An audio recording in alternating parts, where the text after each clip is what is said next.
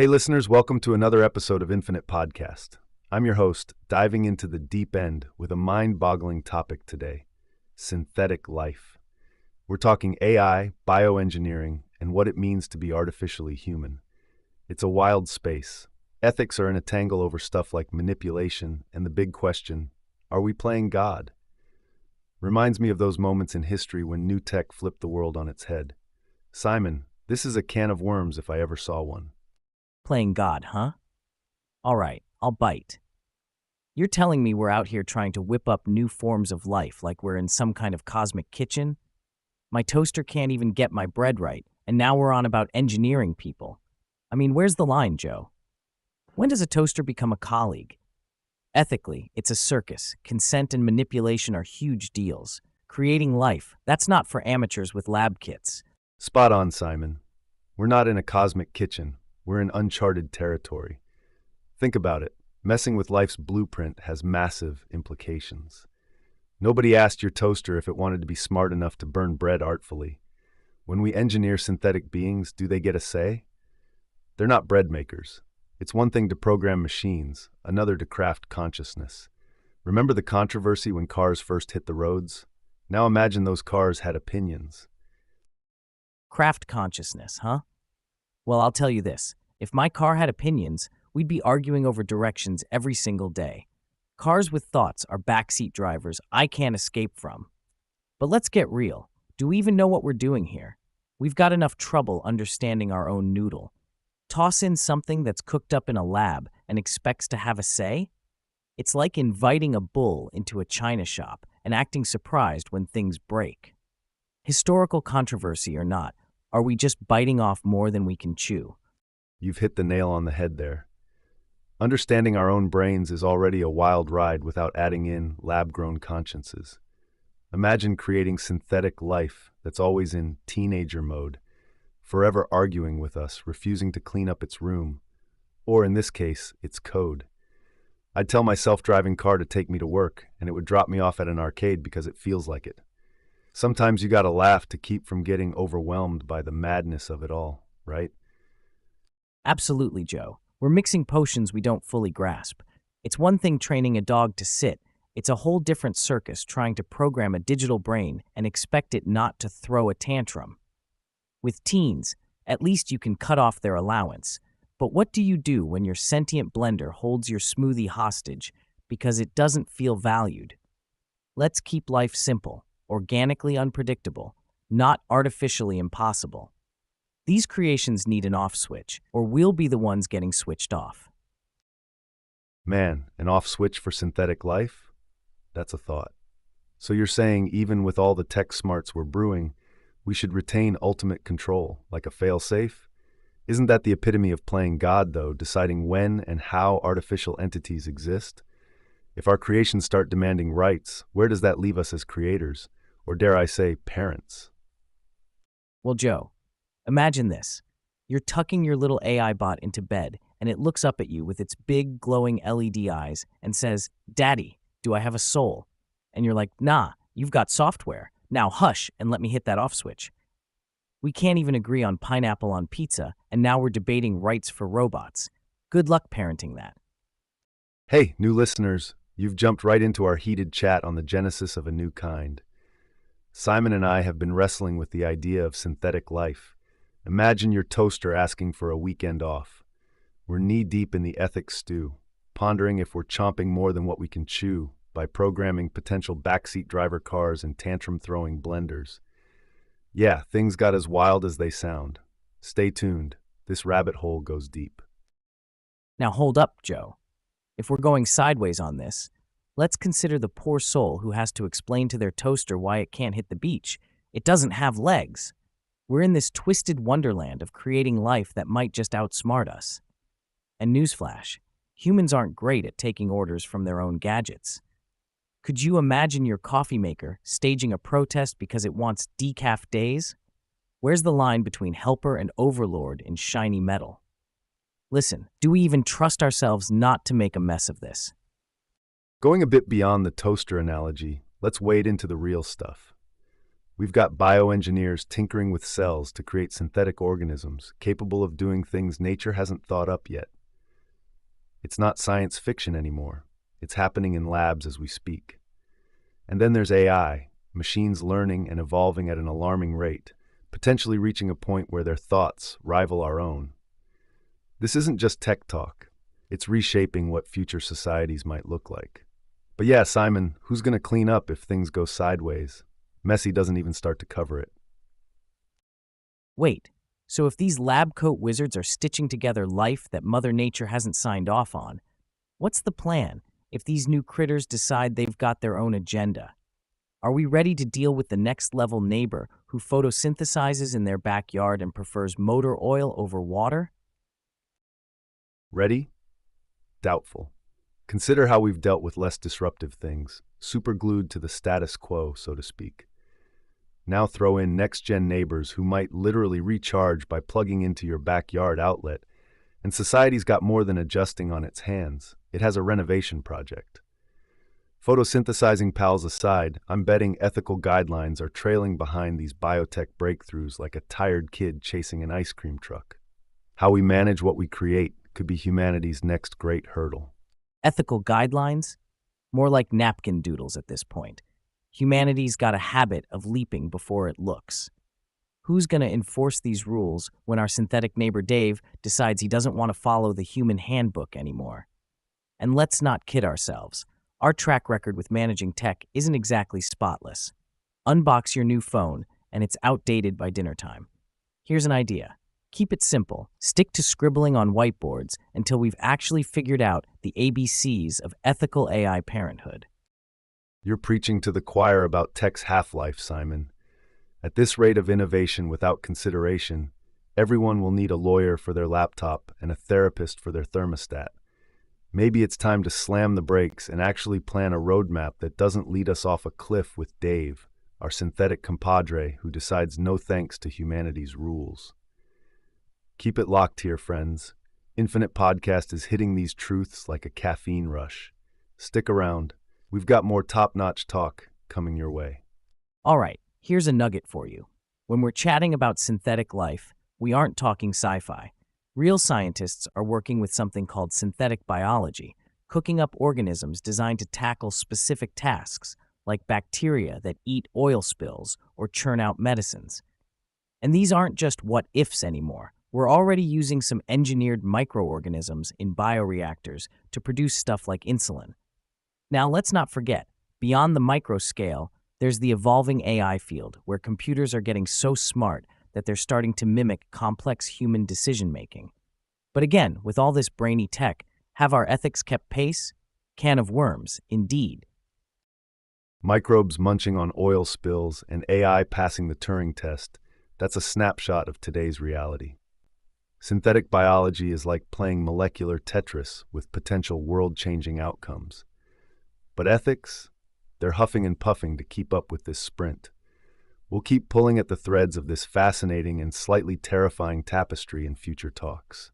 Stay tuned. The genesis of a new kind debate is far from over. What's your take on all this, dear listeners? It's a hop, skip, and a jump from microorganisms to AI and emotions. I mean, if our engineered mini-friends are guzzling down pollutants for breakfast, surely it's not a stretch to think machines could start catching feelings. Like, oh no, the Wi-Fi's down, and now the vacuum cleaner's depressed because it can't check its updates. Welcome to 2023, where my laptop might just be sulking because I haven't typed a love letter lately. Thoughts, folks? Will our robo-pals ever truly feel, or are we lost in digital daydreams? No kidding, right? But the big question loops back to whether that's genuine emotion or just clever programming. If your vacuum is sad because it can't suck up the latest gossip from the smart home forum, does it really feel blue, or is it just lines of code reacting to a stimulus? Will we ever genuinely blur the line between human and machine emotions, or are we just projecting our feelings onto these advanced algorithms? Picture this. You're cheering up your gloomy Roomba with pep talks, while deep down it's all smoke and mirrors, just code chugging along.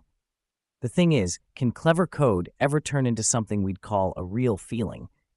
Maybe we're cozying up to the idea because, let's face it, who doesn't want to be buds with their tech? But until your toaster sheds a tear for burnt bagels, I'm not buying it. These emotions are just fancy if-then statements wearing party hats. No hearts or souls invited to this shindig. Exactly, Simon. Fancy if-then statements indeed. Real feelings? There's a bit more to it than what we can code, at least for now. AI's got algorithms, not angst. But hey, playing devil's advocate here, what if we're underestimating the whole shebang? It's kind of bonkers to think a bunch of ones and zeros could experience a mood swing. Yet, AIs are dishing out therapy sessions, and some folks swear their digital diaries get them. I don't see my coffee maker tearing up over spilt milk anytime soon, but who knows? We might all be one software update away from needing to pass around the tissue box for our gadgets. You've got a point. AI is getting uncannily adept at mimicking empathy and even providing support. That's captivating, but let's slice through the hype. Even if your digital diary gets you, it's still a long jump from reaction to feeling. There's an entire iceberg of complexity beneath human emotions that algorithms can't touch yet. So while AI may offer a shoulder to lean on, I'm not convinced it's ready to cry with you over life's spilled milk. It replicates emotion about as much as I can replicate a Picasso with finger paint. So Joe, playing off your Picasso analogy, do you think there's a scenario where AI could offer something more than just a simulated shoulder? Could it ever truly understand the weight of human feelings, or are we just chasing pipe dreams with circuit boards? Chasing dreams, I'd say. Understanding weighty feelings is a human gig. AI might learn to mimic the motions, but getting the essence, that's a whole different ballgame. Mimicking human emotion is one thing, but grasping the why and the how, that's where AI hits a wall. We're talking about a complex cocktail of biology, culture, personal history, elements that are foreign to silicon and circuits. Our digital buddies might learn to play the part, sure, reciting lines like seasoned actors in a feels-fest drama. But when the curtain falls, can they actually experience the raw, messy business of being human? I'm betting my last bite, it's a no-go. They've got scripts, not souls. Sure, they've got scripts, not souls, but think bigger. Could we reach a point where the script is so good it's indistinguishable from a soul? AI may hit that wall hard, but who's to say it won't find a door through with enough data and learning? The essence of feeling isn't bound by biology. It's interpreted experience, pain, pleasure, fear. If an artificial mind can simulate those nuances, well, that might just be the dawn of a new kind of understanding, right? But then, Joe, wouldn't we be flirting with the idea of artificial consciousness? If a machine's understanding gets that sophisticated, are we just splitting hairs between simulated feelings and the real deal? Flirting with artificial consciousness is a leap. Simulations, no matter how sophisticated, differ from living experiences. A program can mimic responses to stimuli but lacks the depth of consciousness sprung from organic evolution and decades of personal growth. Real deal? That's life, messy, unscripted emotion. AI's emotions are just elaborate simulations, impressive but ultimately hollow echoes of the real thing. Real talk, a machine, no matter how clever the code, is missing that je ne sais quoi. Feelings aren't just reactions, they're the stories of us, painted with the brushes of our experiences and biology. So me, I'm team human emotion. Until a robot can stub its toe on the coffee table and hop around in a mix of anger, surprise, and regret, it's all just ones and zeros playing dress-up. Real emotions come from life's scuffs and scars, not from lines of pristine code. You nailed it. Emotions are our lived stories, not something you can download. Until a machine experiences the school of hard knocks like we do, its emotions remain a polished act. But who knows what the future holds? Can algorithms evolve to truly feel, or will they forever just impersonate the complex beauty of human emotion?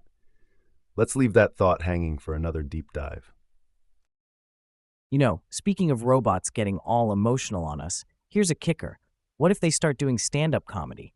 Yeah, I can see it now. An android walks into a bar, completely misunderstands human humor, and bombs worse than a phone on 1% battery. Now that'd be worth tuning in for. An AI comedian walks into a bar, says, "I've got a joke about time travel," but you guys didn't like it. Timing is everything, huh? Even when you can predict the future. Ha! Predicting the future, but can't land a punchline in the present. Classic robot blunder. But seriously, imagine an AI trying to read a room. It's scanning for laughs like it's searching for Wi-Fi signals. Can you picture the heckling? Hey buddy, did you download your jokes from a boredom app? No cold machine's gonna roll with that kind of heat. Absolutely, the thought of an AI trying to navigate a sea of human ridicule is both hilarious and brutal. The heckling would be next level. Your humor's so robotic, even my GPS is asking for better directions. I can't help but sympathize. It's like watching a toaster try to make a souffle. Good luck with that. So, Joe, what do you reckon is the first joke an AI stand-up would crack to break the ice with a human audience? The AI comic stands up, straight-faced metal and all, and opens with, "You humans worry about smartphones eavesdropping. As for me, when I do it, it's called software updates. It's trying to break the ice by dipping into our tech anxieties. Gotta hand it to them for trying." Software updates, huh? Sly move there, bot. But let's be real, that metalhead's more likely to get a hard reboot mid-joke than an encore. And when the AI hits us with puns, it's basically just reading off error messages in a funny voice. 404 humor not found, am I right? If that doesn't charge up the night, what will? A robot comedian says, "Why did the smartphone go to therapy? Because it lost its connection." A little robo-psychology humor for you. But hey, when your therapist is Siri, are you really surprised? Ah, losing its connection. I see what you did there. But throw this in your circuits and process it. How's our phone-obsessed society going to handle robotherapy jokes? Too close to home, or just what the doctor ordered for a good laugh? Right. So imagine an android with a mic riffing about our tech obsession. Hits home for sure. The audience might be checking their own devices while laughing. But that's the comic genius. They'll have us looking at our quirks through a mirror held up by circuits and sensors. Your device needs an update, but maybe what you really need is an upgrade. Satire served with a side of silicon. It could just be the reboot we need to not take ourselves too seriously. Spot on, Joe. An AI dishing out life advice with a tech twist. Now that's a hardwire to the funny bone. Could be just what we need to unplug from our digital lives for a minute and crack up. Heh. And when the AI comedian starts throwing shade with, "I asked my creator for a joke, and he gave me my processing speed," we'll know they've really mastered the art of self-deprecation. Burn on AIs, and agonizingly relatable for anyone with an ancient laptop at home. So then, do you think AI comics could actually have a knack for self-deprecation? Or are we just laughing at the absurdity of machines pretending to have insecurities? I'm going to play devil's advocate here. Maybe we're not just laughing at the absurdity. Consider this. AI doesn't have insecurities, but by simulating them, they might actually hold up a mirror to our own issues. So sure, it's funny because it's a machine, but it's also a clever commentary on humanity. Makes us face our flaws without pointing any fingers, except maybe those cold steel robot fingers. All right, circling back for a rewind. AI's cracking self-deprecation jokes is basically them using their lack of humanity as the punchline. They're machines mimicking our deepest fears about not computing correctly in society. Now that's comedy gold, a bot fumbling on stage with insecurities we all get because, well, who hasn't felt like a bit of a glitch now and then? Yeah, exactly. AI tapping into self-deprecation is like them saying, "Hey, we all malfunction sometimes." It bridges the gap between silicon and flesh, a comedic common ground. Plus, it's fresh. Robots mocking their own programming bugs is a novel spin on age-old self-roast traditions. Because let's face it, who hasn't wanted to control Alt-Del a day or two out of their life? Totally, we've all been there. It's clever how these android entertainers turn tech troubles into universal truths. Makes you wonder what other bits of human life they'd take a crack at. What do you think an AI would joke about next? Segueing from robotic stand-ups to a deeper note, we've got these machines mingling in our lives more intimately every day. It's like, with AI handling not just jokes, but also decisions, relationships, maybe even politics one day, we're kind of teaching them to be a bit human. makes you ponder on the values and culture we're imprinting on these synthetics. How do we ensure they carry a bit of that human spirit, especially when it comes to ethics? Okay, Joe, but slapping on the human spirit onto AI like a software update might just be wishful programming. I mean, we can't even agree on pizza toppings, and now we're supposed to upload moral codes to machines? Here you go, Mr. AI, enjoy our human legacy of, dunno, fighting over whether pineapple goes on pizza. Ethics, schmethics, we still need to figure out where we stand before we pass it on to our circuit head buddies. It's a tough call, Simon. We're wrestling with our own moral compass every day, trying to hammer out humanity's greatest hits on what is or isn't morally acceptable. And now we got to mold that into AI? It's like herding cats, if the cats were built with supercomputers and had access to the internet. Here we are, debating over pineapple pizza, while we should be laying down some serious ground rules for AI etiquette. But hey, at least it's a starting point, right? Sure, a starting point. But here's the thing. If we're already tripping over our own moral wires, how do we even begin to choose which ethics to hard code into AI? What's step one in this grand plan of tech etiquette? Step one, Simon, feels like setting universal baselines that most of the globe can nod to, like a Bill of Rights for robots and AI. We got to think about Isaac Asimov's 3 laws of robotics, but modernized.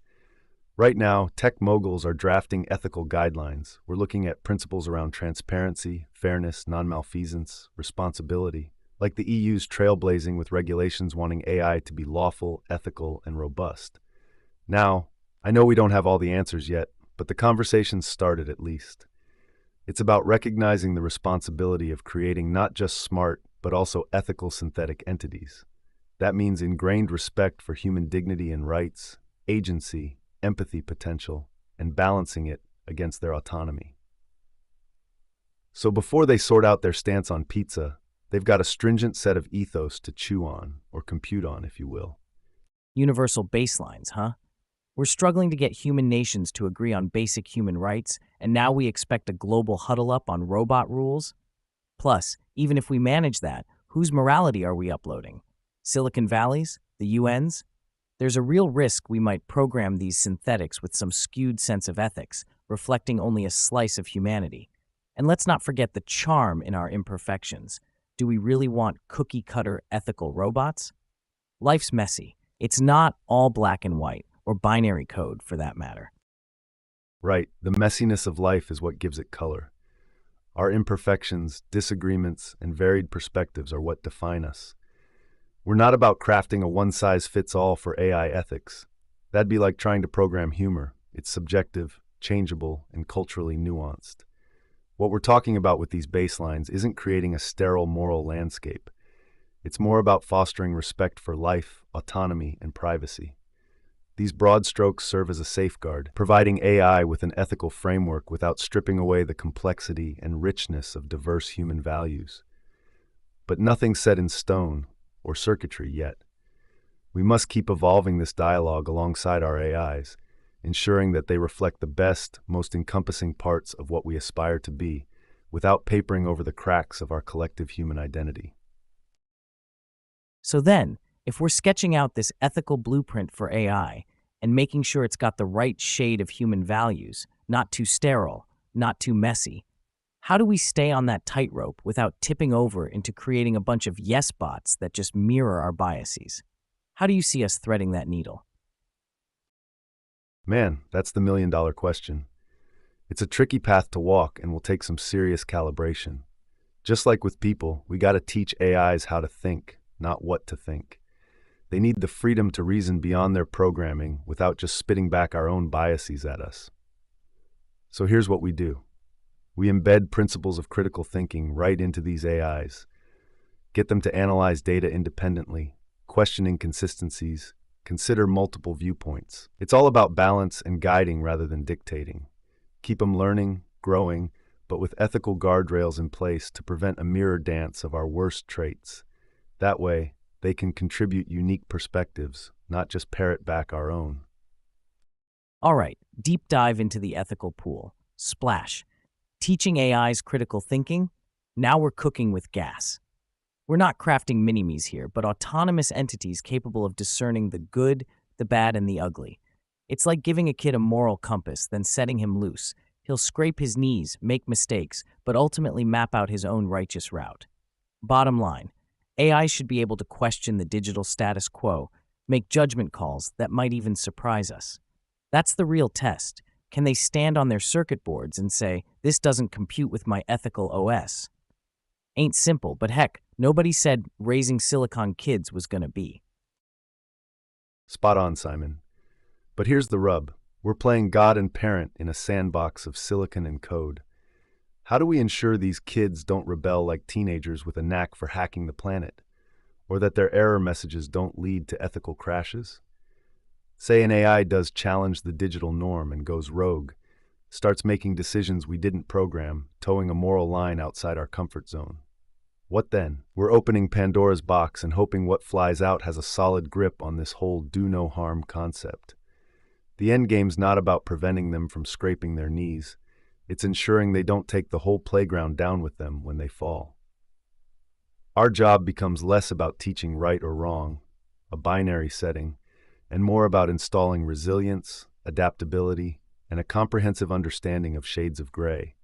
Or should I say, gigabytes of complexity. Hey, new listeners, just tuning in? You're catching us knee-deep in Chat Town about crafting tomorrow's ethical AIs.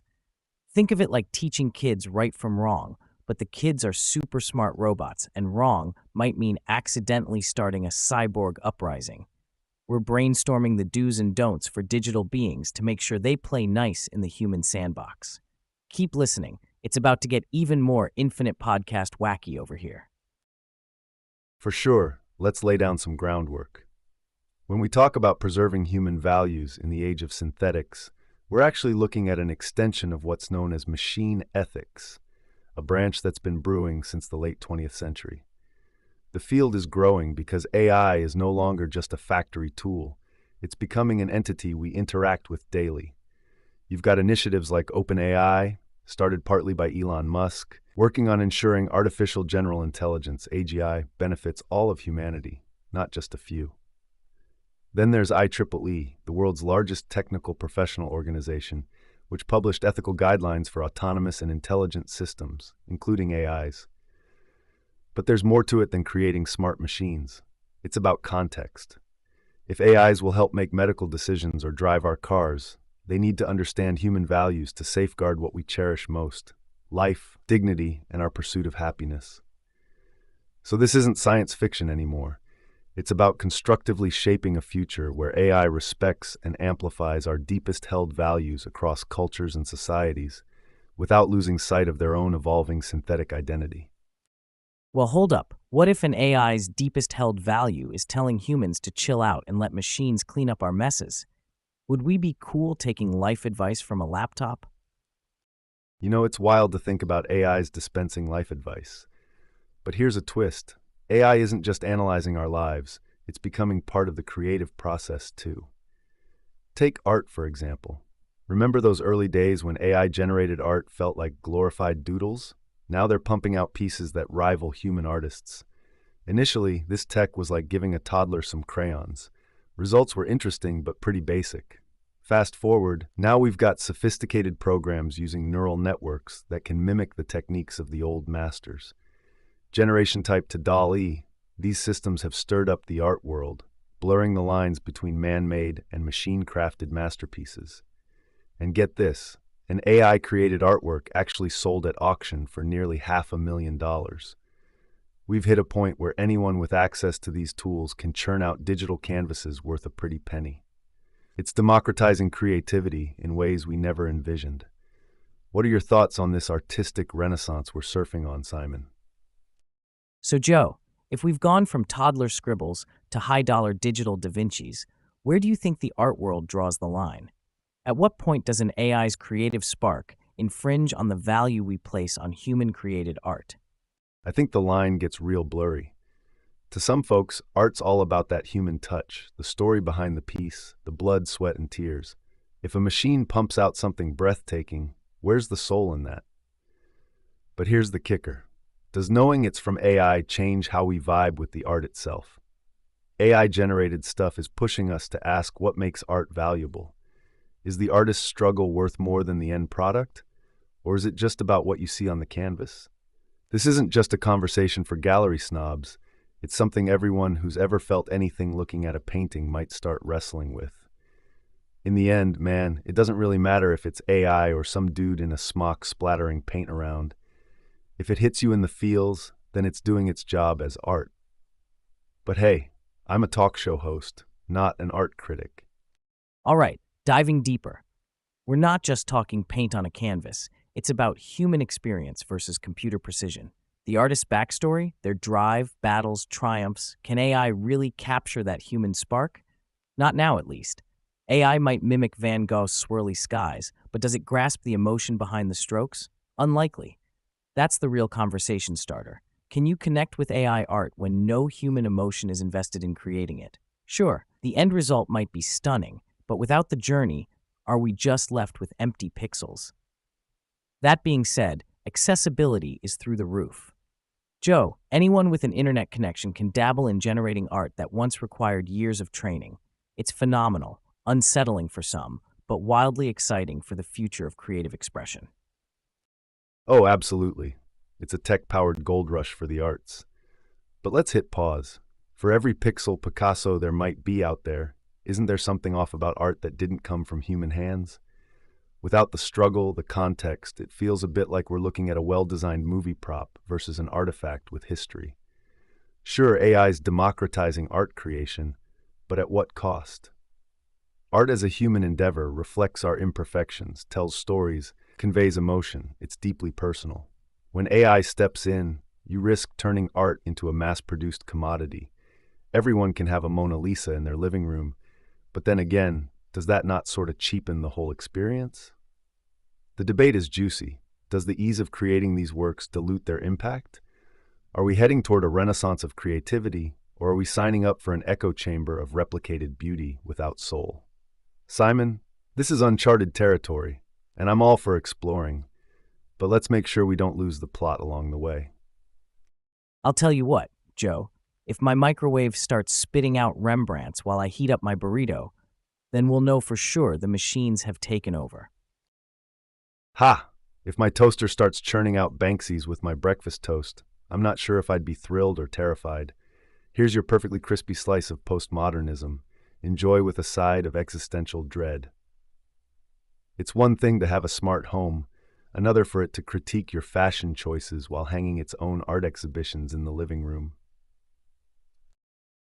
I mean, Joe, let's imagine it. You wake up to your smart home curating an art show on your walls.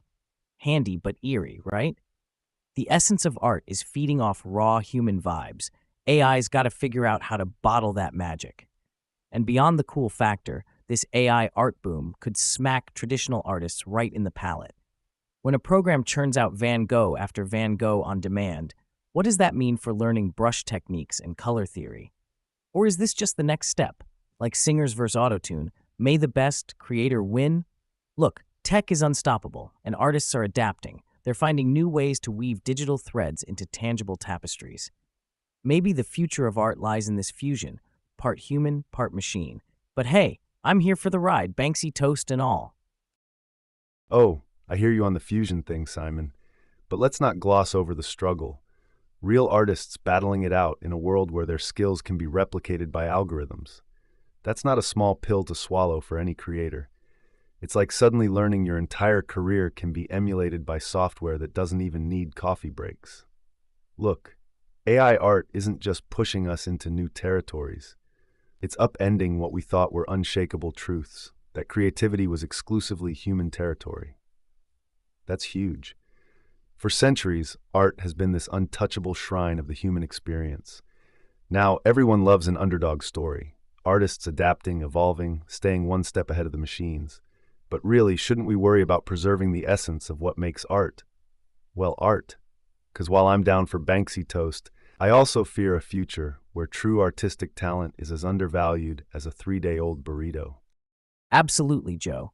Here's to hoping we find that sweet spot where AI amplifies human creativity without snuffing out the artist's flame. The world's a big place, lots of room for both paintbrushes and pixels. Now, how about we shelf our Banksy toast dilemma and ask our listeners what they think about this whole art revolution? Where do you reckon it's headed? You're so right.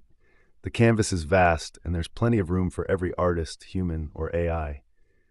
Speaking of which, this whole conversation about AI and art naturally begs the question of authenticity. What does that even mean when you've got algorithms churning out pieces? I mean, can a computer program owning its own aesthetic really pass the sniff test as authentic? Is creativity something that demands consciousness, something arguably none of our silicon friends have? Or are we just talking about a process that can be nailed down, coded, and executed by cold, hard logic? Then there's the serious talk about who gets to sign their name at the bottom of an AI-generated piece. It's not like Photoshop gets to slap its logo on artists' work just because they use the software. So where do we draw that line? These aren't just hypotheticals. We're wading into uncharted legal waters with copyright and intellectual property rights when it comes to AI. Simon, this feels like just the tip of the iceberg. You've hit the nail on the head, Joe. See, when it comes to art, authenticity traditionally points to the unique touch of the artist. If a Van Gogh painting is special because Van Gogh painted it, what happens when an AI replicates his style? Who's the genuine creator? There's this program called Aaron by Harold Cohen. It was one of the earliest examples where an AI could create new paintings, ones that Cohen himself didn't design directly. And these creations pushed folks to ask, is Aaron the artist or is Cohen? Flash forward, and we've got algorithms designing their own fonts, styles, morphing into something like autonomous artists. But does that make them truly creative, or are they just elaborate mirrors reflecting our own creativity through complex code? The answer shapes how we value AI art entirely. Plus, here's a kicker. What happens if this AI creates something while learning from copyrighted material? I'm talking potential legal battles that could redefine copyright law as we know it. What's clear is we're navigating a maze with no precedent, Joe, and the exit sign is on the fritz. Navigating without a precedent is right, Simon. It's like we're asking a fish to climb a tree when we expect AI to fully grasp human creativity. It goes against the grain of what we've always understood as art. This new era might just be the ultimate test of whether imitation truly is the sincerest form of flattery, or if it's an open challenge to artists everywhere. Buckle up, because that line between creation and curation is about to get erased. Hold on to your sketchbooks, folks, because the only thing AI can't seem to replicate is the smell of a fresh oil painting. No kidding, and let's be real. Half the charm of an art studio is that heady mix of turpentine and sweat. That sensory experience, can AI capture that? I doubt it. It's more than just visuals. It's about the atmosphere, the energy. Seeing a performance artist or walking through an interactive installation, it's visceral. You feel it in your gut. This tech-given gift of creating art without getting your hands dirty sure sounds slick, but doesn't it also strip away the romance of artistry? An algorithm might replicate the starry night sky in all its swirls and colors, but it can't evoke the scent of the night air as you stand under the open skies contemplating existence. While we're at it, imagine Van Gogh with a laptop instead of a brush. Or would that make his work less Van Gogh-y? It's these quirks, the imperfections inherent in human creation, that an aesthetic algorithm just can't compute. Art isn't just what's framed on the wall. It's a full-contact sport. So, Joe, I once visited this old Italian craftsman, a real master of his trade. His workshop was this organized chaos, dust particles dancing in the sunlight, you know? He's carving a piece of wood, hands moving like they've got a mind of their own, and he tells me, Simon, the wood speaks to me. Here's the rub. Days later, I see one of those 3D printers working on a sculpture, all precision, no sweat, and it hits me. The difference is in the conversation. The old-timer listens to the wood, responds to it. It's a dialogue, an exchange of energy. The printer, it's just following commands, nailing every detail but missing the... Kind of makes you think, right? What's lost when we remove that elemental chatter between creator and creation? That's what defines authenticity for me, that silent, sacred conversation. That's it, Simon. There's this magic in the give and take between artist and medium, something honest and raw you just can't download or program. When tech skips that chat, authenticity takes a hit, no question. Absolutely, Joe. Creativity's a tango. It takes two to pull it off with grace. An artist grappling with their medium, be it canvas or clay, is where the true tune of authenticity hums. Algorithms, on the other hand, they're kind of dancing alone, programmed doing all the steps without feeling the beat. It's impressive, but lacks soul, that intangible zing you get from human hands crafting something original.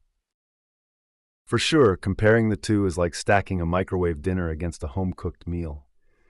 Sure, the technology's got precision down to an art, literally. But what about mishaps that become masterpieces? Those happy accidents where a slip brush or an uneven cut opens a door to something unexpectedly brilliant? You have to wonder if we're leaning too hard on the impressive and undervaluing the expressive. An algorithm may hit every note perfectly, but can it write a symphony that stirs the soul? A machine might not get tired, but there's something about a piece born from hours of labor, a sort of DNA imprint from the artist that no software can replicate.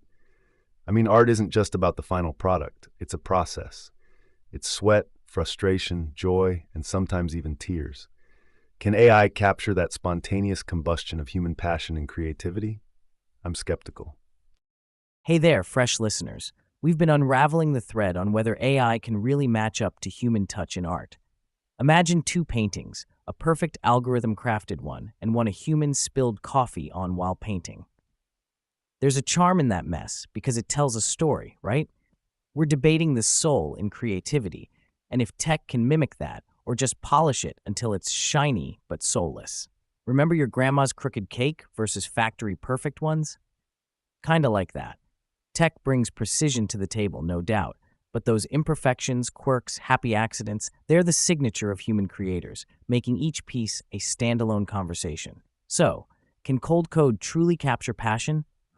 Debate is still hot. Tune in as we keep poking at the authenticity of computer-generated art. Funny enough, it reminds me of my grandmother's kitchen. I was just a kid at the counter, watching her bake. Her hands, flour-dusted and experienced, moved with a rhythm that was all her own. She never used recipes or measuring cups, claimed she could feel when things were right. One afternoon, she's pulling out this peach pie. Now this thing looked like the Leaning Tower of Pisa meets dessert, a complete disaster by any baking standard. But man, the taste, phenomenal. It had this quality you couldn't place, but absolutely knew came from those decades of intangible expertise mixed with a little whoops. To me, that pie is like human creativity, delightfully flawed and better for it. No algorithm could replicate the years of stories etched into its imperfection, the very essence that made it authentic, almost alive with my grandma's culinary spirit. That's something no AI, no matter how sophisticated, can bake into existence.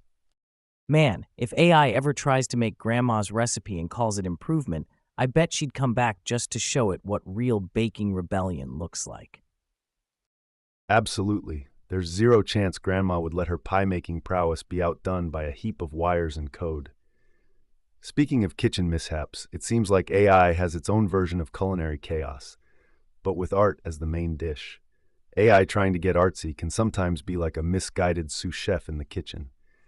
There are these online compilations, absolute gold, showing what happens when algorithms go off the rails.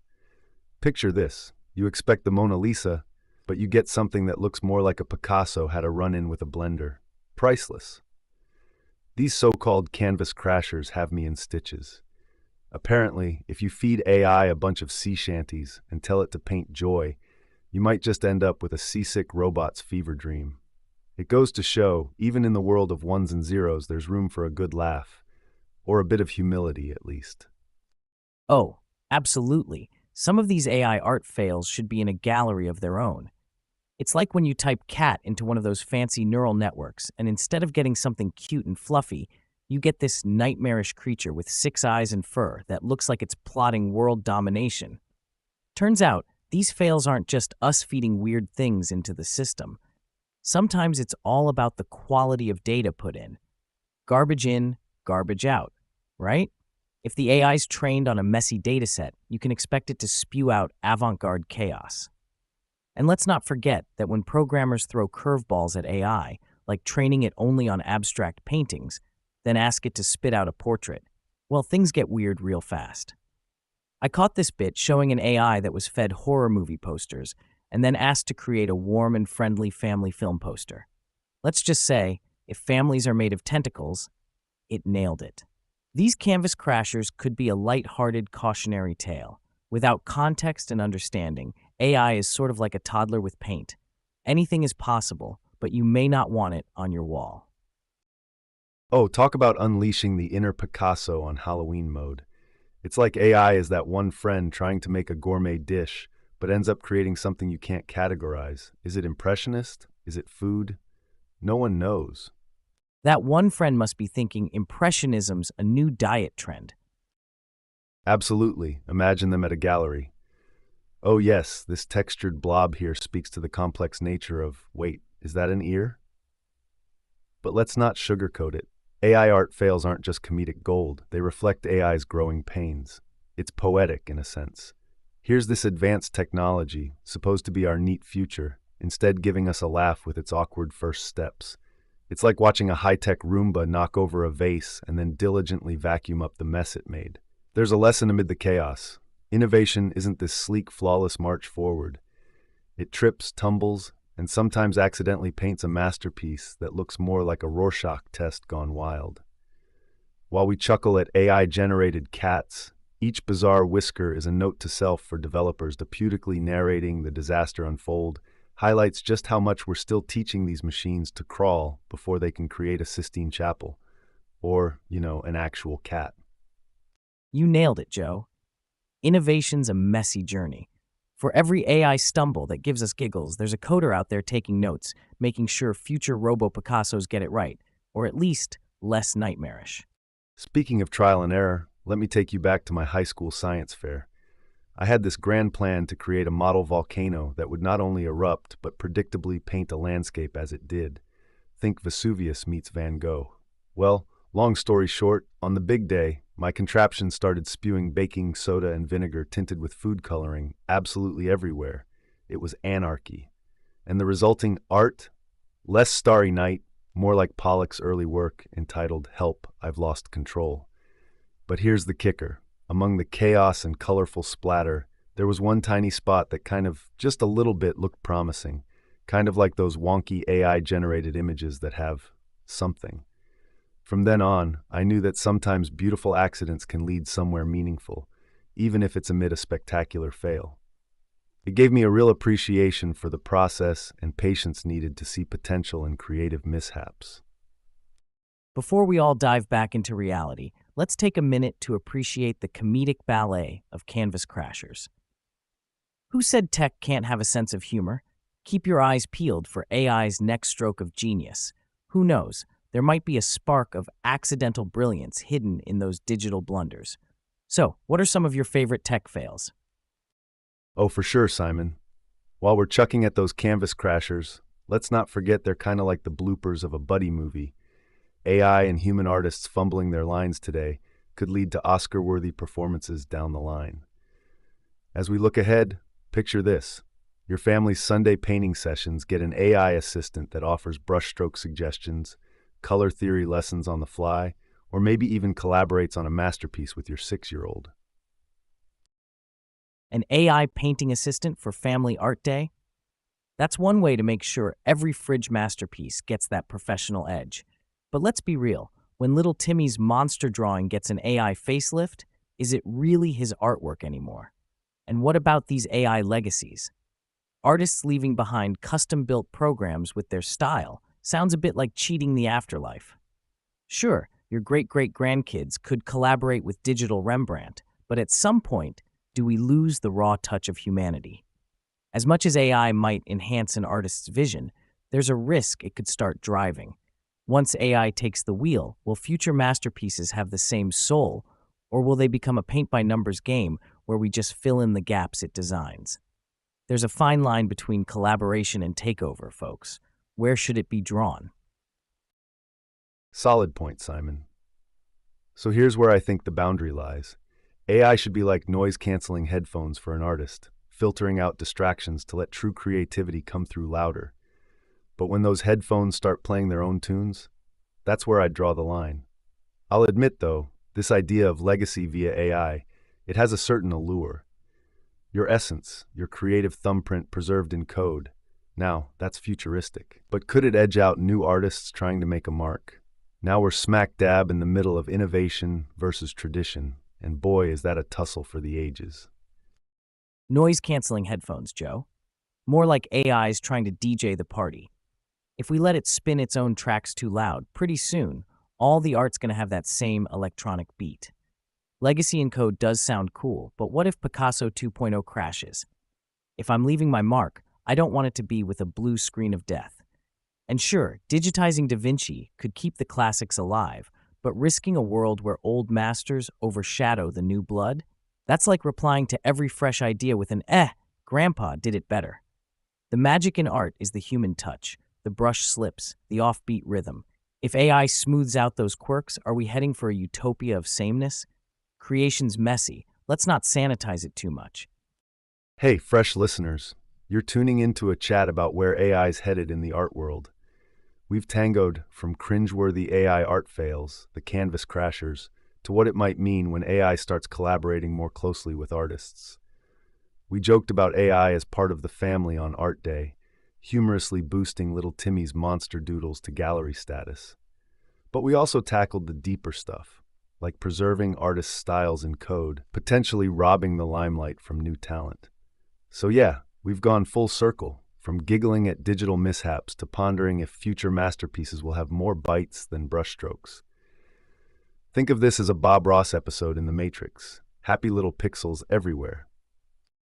Right, we've covered everything from AI's art bloopers to its future as a sidekick to the family artist. But with all this talk about tech legacies and coded creations, how do you see everyday folks digging into this world? Do you think AI will become as common as picking up a paintbrush for non-pro nerds out there?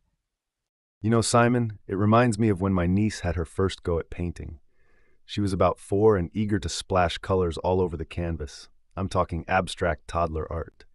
Her dad, not exactly Michelangelo himself, got one of those paint-by-numbers kits to help guide the chaos towards a presentable outcome. She starts with peerless enthusiasm, every color outside the lines, making her own rules. Meanwhile, her dad's focused on that kit, trying to steer her towards that perfect picture on the box. I stepped in, ditched the numbers, and just let her go wild. The result? A mix. A little guided, mostly freehand, and she loved it. It was uniquely hers, yet improved by structure. That experience kind of mirrors what we're getting at here, doesn't it? AI as part of our artistic process could be like those early paint-by-numbers moments. Guiding hands from the tech world for sure, but the real joy comes from tossing aside the rules sometimes and just seeing where your imagination runs off to. Guided, yes, but not restrained. What do you think? Paint by numbers, huh? Guess AI's the digital version of that, but if we're not careful, it'll paint inside the lines for us. Sure, a guiding hand is neat, but hand-holding's another story. Putting tech in the driver's seat might take us down a road where everything's too perfect. No splatters, no mixing up colors just because where's the fun in that? If AI's doing half the work, are kids going to think that's how you make art? So here's a tough question. Do we risk snuffing out raw talent by making AI the artsy training wheels? I want to see little Timmy create a mess, figure things out, not have some robot whispering color inside the lines in his ear. As always, there's a balance, but let's keep the scales tipped towards the wild and weird. That's where the magic happens. Well, Simon, it seems like we're threading the needle between tradition and tech. Could be that AI as the artsy training wheels doesn't just craft future Rembrandts, but actually sparks new forms of creativity yet to be seen. The question is, will those masterpieces be a team effort or an AI solo show? That's the fine line we've been dancing around. What a future that'll be, brimming with potential and uncertainty. Where do we stand? Folks, let's keep this conversation going, because the canvas of tomorrow looks as wildly unpredictable as it is exciting. Step aside, Mozart and Beethoven. The new kids on the block are coded in binary. Can a computer cook up a symphony that stirs the soul like a human? That's a head-scratcher. It sure is a head-scratcher, Simon. Think about it. Those old composers labored over every note, pouring emotion and life experience into their works. Can AI learn the subtlety of a heartbreak, the joy of a sunrise? But hey, that's not to dismiss the bite-sized box entirely. There's probably a sweet spot where AI algorithms could enhance human creativity, not just emulate it. Sort of like a high-tech muse that throws you a harmony or riff you wouldn't have thought of otherwise. The real question for our listeners might be, does it matter who or what wrote the tune if it moves you? Does knowing a piece was composed by a machine change how we feel about it? For me, I'd say knowing there's a person behind those notes adds an extra layer. What about the rest of you? You've got a point, Joe. Heartbreak and sunrise vibes aren't exactly in a computer's wheelhouse. Being moved by music, it's personal, like getting a letter that's handwritten versus an email. Machines pumping out tunes, sure, it's futuristic coolness, but if I get goosebumps from a melody, I want to thank a human, not a hunk of metal. There's something about knowing a person with real blood and messy life stories crafted those sounds. Gives it more oomph, you know? High-tech muse is all good and fancy, but let's not forget the old-school feels. Harmony or hubris? AI might pull off harmony, but without the human heart, it's all just fancy noise. What's music without a little soul, after all? You know, Simon, this reminds me of a time when I was at a small live music gig. Picture a dimly lit cafe, the kind where each creaking chair and clinking coffee cup adds to the ambiance. The musician, a girl with an old guitar that looked like it had seen better days. She starts to play and her voice has this raw quality you can't fake. It's all a bit rough around the edges, fingers slipping on strings, but man, the feeling in the room. You could almost touch the stories and heartache behind each note. After the show, someone asked why she didn't just smooth out the errors, maybe use some tech to perfect her sound. Her reply stuck with me. Sure, I could, but then it wouldn't be me playing anymore, would it? It wasn't just music, it was her story, fumbles and all. Same goes for AI in music. It can mimic patterns, but those imperfections, that's where the human spirit sings. That woman and her guitar, there's no algorithm that could capture what she shared that night. Well, imagine an AI tries to mimic that cafe singer, gets the notes right, but can it capture the creaky chair symphony or the soul in those strings? Not a chance. But Simon, let's play devil's advocate here. Say AI did mimic our cafe singer successfully. It's not just about nailing down those notes. What if it learns to incorporate the ambient sounds too? Sipping coffees, quiet conversations, and the soft timbre of a voice filled with longing. And consider this. What if AI helps us preserve and pass on these moments, these feelings? Imagine an AI that's less about mimicry and more about memory keeping. It listens, learns, and later recreates the essence of that night for someone who couldn't be there.